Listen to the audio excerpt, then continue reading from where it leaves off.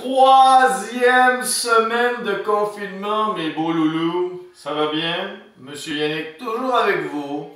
Habillé un peu pareil aussi, hein? On a l'occasion de s'habiller, comme on doit dire, en mou, c'est-à-dire coton ouaté. Non, non, commence pas à chanter la chanson coton ouaté. Les gens commencent justement à être un peu tannés de l'entendre. Mais au moins, écoute la musique. Tu peux te le permettre d'écouter beaucoup de musique, hein? C'est le temps peut-être de découvrir ce que tes parents écoutent. Hein? Faut pas négliger les goûts musicaux de tes parents. Ça se peut que tu me dises, oui, mais maman, elle, c'est Gigi D'Alessio. Papa, c'est Céline Dion. Oui, ça, dans ce temps-là, tu peux passer à autre chose. Mais en général, toute musique est bonne à découvrir. Parce que tu vas comprendre que soit A, que tu aimes ça aussi, ou B, que tu n'aimes pas, et peut-être même avec passion. Aujourd'hui, en ce lundi 30 mars, le mois de mars achève, hein? On s'en va vers le mois d'avril, tranquillement. Le congé de Pâques arrive, hein? Ça sera festif. À notre façon, maintenant, un peu plus... Oui, on commence à être habitué. Hein? On voit que les soupers doivent demeurer quand même dans la joie. Il faut que ce soit agréable. C'est à toi de mettre un peu de joie. C'est à toi de t'occuper. Comme tu peux le voir ici, je m'occupe aussi. Hein? Lors de la dernière semaine, hein, quand on est revenu du congé de la semaine de relâche, mon superbe lave-vaisselle a rendu âme. Je suis allé en acheter un nouveau et je dois t'avouer que je ne l'ai pas utilisé souvent étant donné que faire la vaisselle m'occupe beaucoup. Sur toutes mes vidéos, tu vois que ma vaisselle est fraîchement faite. Donc, c'est ça s'occuper. C'est dans ce genre de situation qu'on s'aperçoit justement que s'occuper, s'ennuyer, ça devient intense, ça devient lourd. On doit utiliser notre imagination, parce que là, quand tu as fait le tour de ton Netflix, c'est peut-être le temps de passer à autre chose. Mais là, je vais arrêter de t'ouvrir des parenthèses, parce que tu sais qu'on peut aller loin avec ça. Et je vais te parler de la dictée d'aujourd'hui, qui s'intitule « Implosion ». Je t'en fais la lecture. Et pour que ma vidéo soit plus courte, je ne te ferai pas de relecture à la fin. Donc, c'est à toi, au besoin, de reculer la vidéo, et de réentendre M. Yannick et sa barbe magique te dicter la dictée.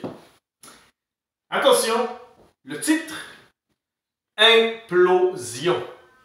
Implosion. Ça commence par IM. Implosion. Une dictée qui parle d'étoiles. La date, 30 mars. Titre, Implosion. C'est parti.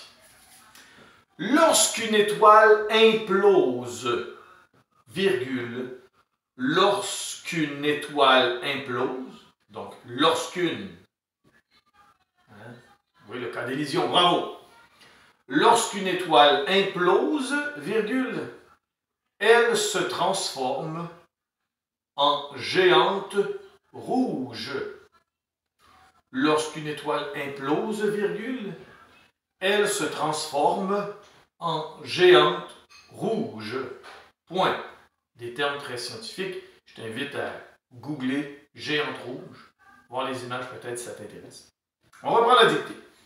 Lorsqu'une étoile implose, virgule, elle se transforme en géante rouge. Point. Phrase suivante. Ensuite, virgule, elle rapetisse. Ensuite, virgule, elle rapetisse et elle devient. Ensuite, virgule, elle rapetisse et elle devient une naine blanche. Point. Ensuite, virgule, elle rapetisse et elle devient une naine blanche. Naine, le féminin de nain. Point. Ensuite, virgule, elle rapetisse et elle devient une naine blanche. Point. Phrase suivante. La géante rouge. La géante rouge peut aussi enfler. Oh, excuse-moi. Peut aussi s'enfler. Virgule. La géante rouge peut aussi s'enfler. Virgule. Exploser. La géante rouge peut aussi s'enfler, virgule, exploser, Et ensuite, devenir... Attention, ce qui s'en vient, c'est gros. La géante rouge peut aussi s'enfler, virgule, exploser, et ensuite devenir une supernova. Point. Ça, c'est un mot, supernova. Supernova. Phrase finale, je te répète l'avant-dernière. La géante rouge peut aussi s'enfler, virgule, exploser, et ensuite devenir une supernova. Point. Et phrase finale, elle est complexe. Elle laissera derrière elle, laissera derrière elle une petite étoile.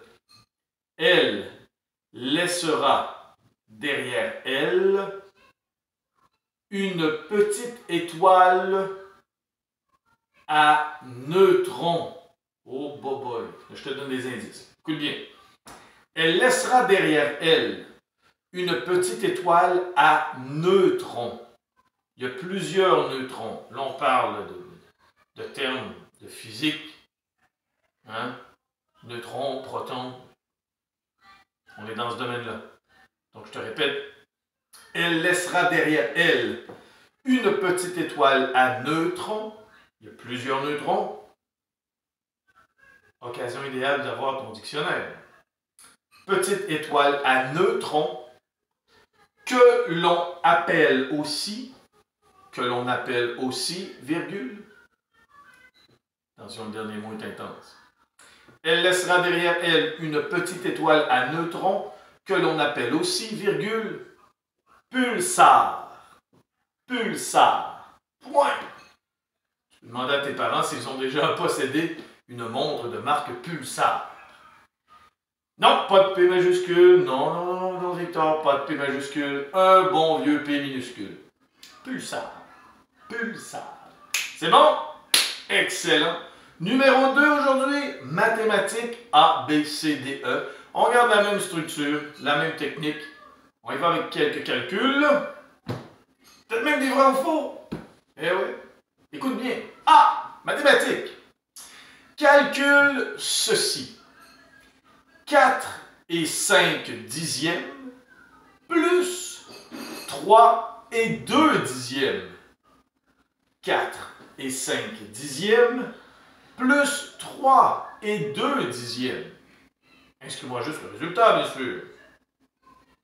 B, on garde la même structure.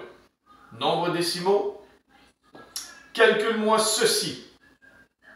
8 et 8 dixièmes, 8 et 8 dixièmes, moins 6 et 2 dixièmes. Ben oui, c'est ça la réponse. Je lis dans vos pensées. C, ça c'est votre catégorie préférée, les nombres premiers. Tu dois me trouver un nombre premier qui se situe entre 30 et 34. Il n'y a qu'une seule réponse possible. Un nombre premier qui se situe entre 30 et 34. D, vrai ou faux? Donc, tu as 50% de chance d'obtenir la bonne réponse, mais 50% d'avoir la mauvaise. Vrai ou faux? 1 est un nombre triangulaire. Vrai ou faux? 1 est un nombre triangulaire. Vrai ou faux? Écris vrai ou faux, pas juste V ou F, là. Hein? Bravo, vous avez bien écrit. Vous êtes jeune. Vous êtes jeune et plein de sucre. Et finalement, calcule ceci. 6 fois 9 plus 14. 6 fois 9 plus 14. 6 fois 9 plus 14. Ouais. Fil des temps maintenant. Numéro 3. A, B, C, D, E. Tu dois me dire si mon énoncé se rapporte aux familles bourgeoises ou aux familles d'habitants. Si tu crois que c'est bourgeois, tu peux juste écrire B. Si tu crois que c'est pour habitants, tu peux inscrire juste la lettre H. On va y aller un peu, là, de façon à ce que ce soit moins long et moins complexe. C'est bon? Attention. A. Les gens de cette famille portent des vêtements fabriqués à la maison, probablement par maman, grand-maman ou les sœurettes. De quel type de famille parle-t-on? B. Le père porte un long chapeau importé d'Angleterre. De quel type de famille parle-t-on? Est-ce que c'est les types bourgeois ou les habitants? C. Cet homme porte une flamboyante ceinture remplie de couleurs et elle est nouée à sa taille. Un peu comme le bonhomme carnaval. Le carnaval de Québec. D. Leurs vêtements sont surtout fabriqués en laine, en lin et en coton. De qui parle-t-on?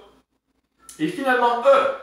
Cette dame porte une robe étincelante fabriquée avec du fin tissu soyeux. De qui parle-t-on? C'est ce qui termine ton petit quiz du lundi. Je te donne rendez-vous demain, c'est-à-dire mardi, pour la suite des choses.